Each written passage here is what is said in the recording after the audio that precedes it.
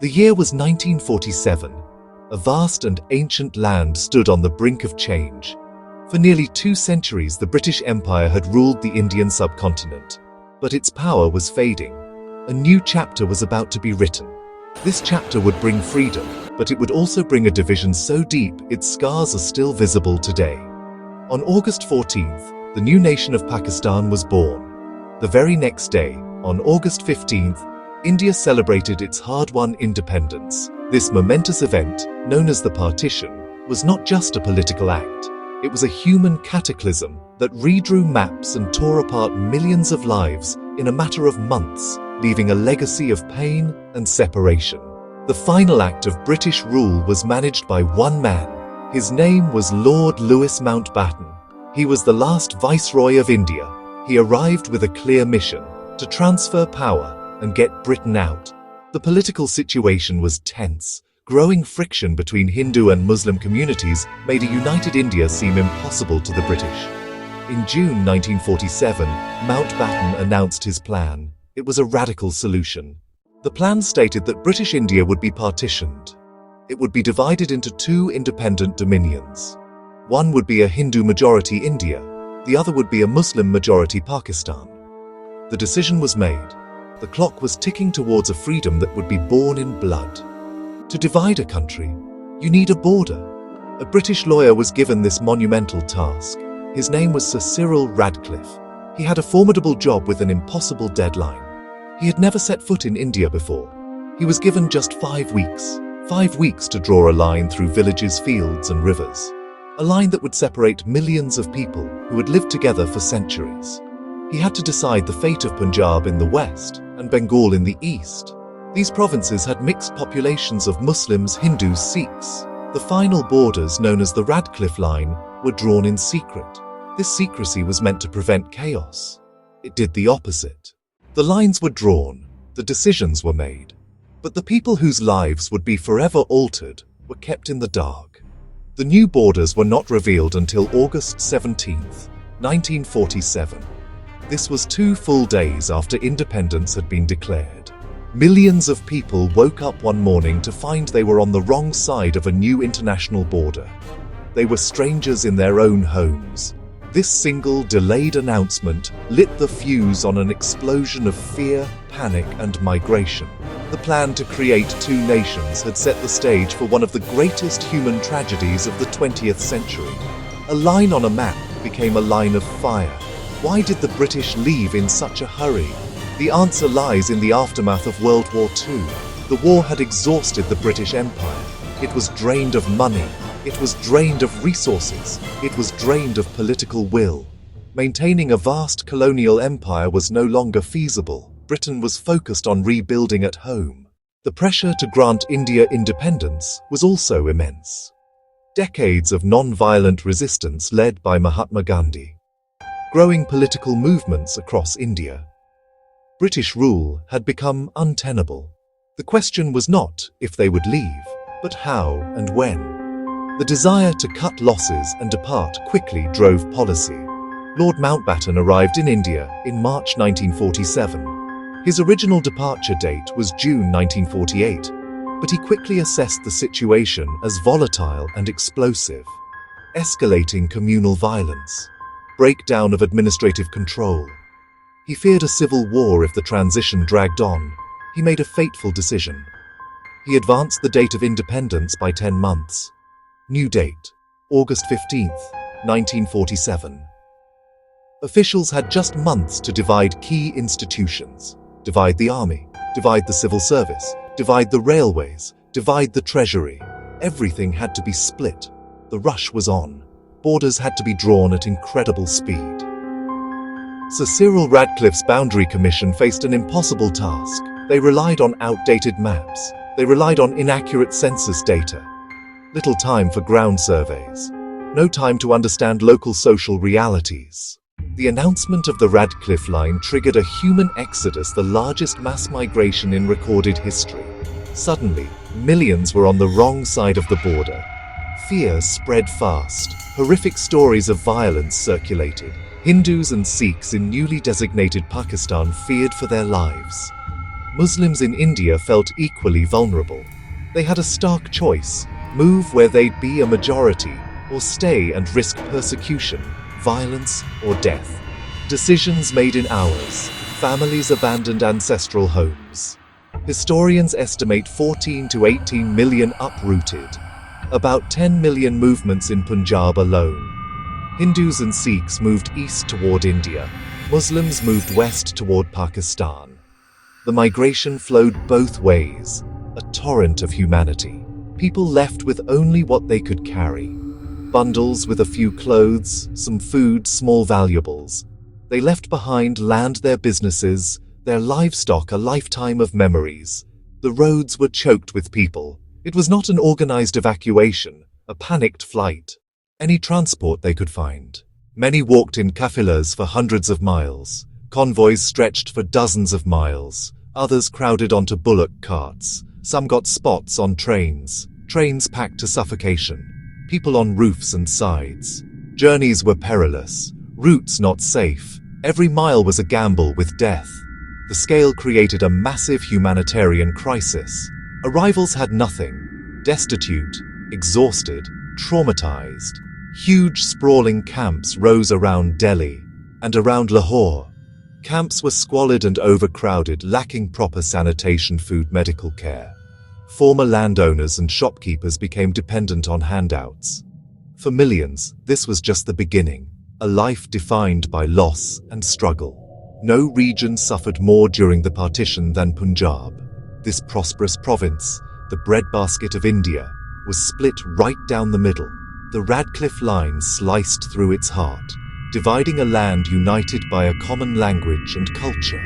About 10 million people, nearly two-thirds of the total number of migrants, moved across the new Punjab border.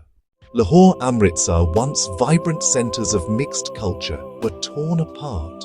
Lahore saw its large Hindu and Sikh population flee.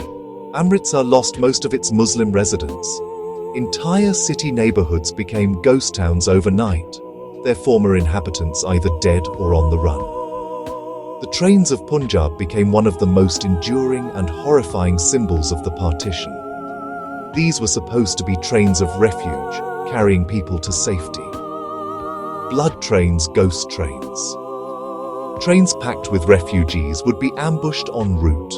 Armed gangs would stop the train, sometimes by derailing it, and then systematically slaughter the passengers. Trains would pull into stations in Lahore or Amritsar silent, their carriages filled with dead bodies. The station platforms became scenes of unspeakable grief as people waited for loved ones who would never arrive. Khushwant Singh's novel, Train to Pakistan, powerfully captures the moment when a peaceful village is consumed by this madness, its fate tied to one such train. For those who could not get on a train, the only option was to walk. They formed massive foot convoys, or kafilas, that crawled across the plains of Punjab. These convoys were immense, sometimes stretching for 50 or 60 kilometers. Men, women and children, bullock carts and livestock. These slow-moving columns of people were extremely vulnerable. They were easy targets for attack. They traveled through hostile territory with no protection. They faced raids from armed gangs who would sweep in to kill, loot, abduct women. The journey was also a battle against starvation, thirst and disease. Many, especially the elderly and the very young, simply collapsed and died along the way. The task of protecting these millions of people was overwhelming. A special military unit, the Punjab Boundary Force, was created to maintain order and escort refugees. But it was too small, too poorly equipped, and too divided in its own loyalties to be effective. It was disbanded in less than a month. In its absence, the responsibility fell to small military escorts that were often no match for the large, well-armed mobs. For most refugees, the journey was a terrifying ordeal where survival depended on luck and endurance. The fields and canals of Punjab were littered with the bodies of those who did not make it. This was the price of a hastily drawn line on a map. The partition was not just a story of migration, it was a story of unimaginable violence. As millions moved, they became targets. August to December 1947, a frenzy of communal slaughter. The official death toll was low. Historians now say it was a vast undercount. Most scholars estimate 1 to 2 million killed. 1 million is often cited as a conservative figure. This was not a war between armies. It was neighbor against neighbor. The killings were intimate, brutal, and personal. The bonds that had held society together dissolved. The violence was carried out by mobs and militias, swords, knives, spears, clubs. People were hacked to death in their homes. People were hacked to death in their fields. People were hacked to death on the roads. Entire villages were set on fire. Trains were stopped and their passengers massacred. In many cases, the violence was characterized by extreme cruelty. Men were killed. Women and children were often subjected to even worse fates. The goal was not just to kill, but to terrorize, to humiliate, and to cleanse the land of the other. It was a complete breakdown of civilization. This explosion of violence was fueled by fear, fueled by rumor, fueled by a desire for revenge. Stories, true and exaggerated, of atrocities spread rapidly. A massacre in West Punjab would trigger a retaliatory massacre in East Punjab. This created a vicious cycle of retribution. Local gangs, often with tacit support of local leaders, took the law into their own hands. In the absence of effective policing, there was nothing to stop them. For a few terrifying months, the rule of the mob replaced the rule of law. The violence was not random. It was often systematic, aimed at forcing people to flee, aimed at seizing their property, aimed at erasing their presence from the land. Women, in particular, were targeted as symbols of community honor. Abducting and raping women was used to dishonor and terrorize the enemy community. Estimates suggest between 75,000 and 100,000 women were abducted or raped on both sides. Beyond the staggering statistics of death and displacement are the individual human stories. These are the stories that give a face to the tragedy. Lost survival. The moral choices people faced when their world fell apart. Saadat Hasan Manto captured the psychological horror of partition in his short stories. His famous story, Toba Tek Singh, he portrays the absurdity and madness of the division. Through the eyes of inmates in a lunatic asylum, the political act of drawing a border drove ordinary people to acts of insanity and to acts of brutality, blurring the line between victim and perpetrator. Manto forces us to look at the dark core of humanity that partition exposed. Many who lived through it were never the same. Personal accounts in books and interviews provide a powerful testament. Urvashi Bhutalia's The Other Side of Silence collects oral histories, giving voice to those silenced for decades. Families split apart, children who witnessed their parents being murdered, people who had to make impossible choices to survive. A Sikh father who, to save his daughter from dishonor, threw her into a well. These stories reveal a depth of trauma official histories often miss. They are crucial to understanding the human cost of partition. Faiz Ahmed Faiz expressed profound disillusionment, independence, long-awaited dream, the reality, a nightmare. In Subh-e-Azadi, he wrote about a tainted dawn, this leprous daybreak, this night-bitten morning. This is not that long-looked-for break of day. Freedom arrived, but not the one people had fought for. It had come at too high a price. A victory soaked in the blood of innocence, a celebration shadowed by sorrow and loss. The specific suffering of women. Their bodies became battlegrounds for communal honor. An estimated 75,000 to 100,000 women were abducted and subjected to sexual violence. Kishwar Desai's Partition, the story of Indian women, abducted, raped, and killed, documents these horrors. Women who were taken, sold, forced into new lives, often bearing children of their captors. Victims twice over, first by abductors, then by a society that refused to accept them. Their stories are a vital, harrowing chapter of the partition saga. The immediate violence of partition eventually subsided, but the human cost continued to mount for years. The two new nations were faced with a monumental refugee crisis. 8 to 10 million people were living in makeshift camps on both sides of the border. These camps were breeding grounds for disease and despair.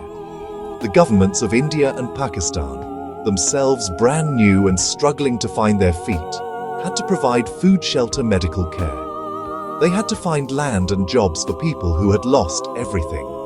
The process of resettlement and rehabilitation would take more than a decade. It was a slow and painful journey from being a refugee to becoming a citizen of a new nation. Many women had been forced into new relationships and had children. Some did not want to return, fearing rejection by their families. Others were forcibly taken from their new lives, creating a second displacement. The recovery operation, though well-intentioned, added another layer of trauma for these women.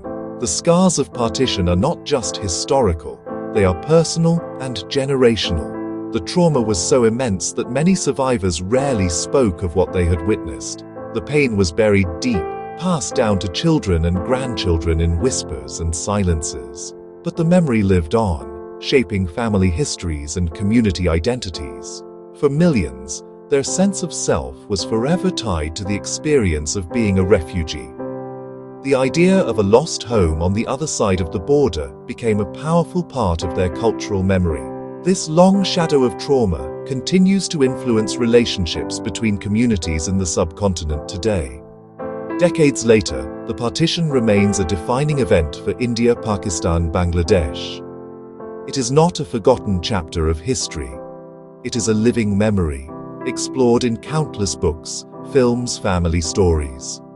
It continues to shape the political landscape, fueling suspicion and conflict between the nations it created. As Jawaharlal Nehru, India's first Prime Minister, famously said on the eve of independence, "Long years ago, we made a tryst with destiny." For the millions affected by partition, that destiny was one of profound loss and survival against all odds. Remembering partition is not about reopening old wounds. It is about understanding the human cost of hatred and division, and honoring the resilience of those who endured the fire.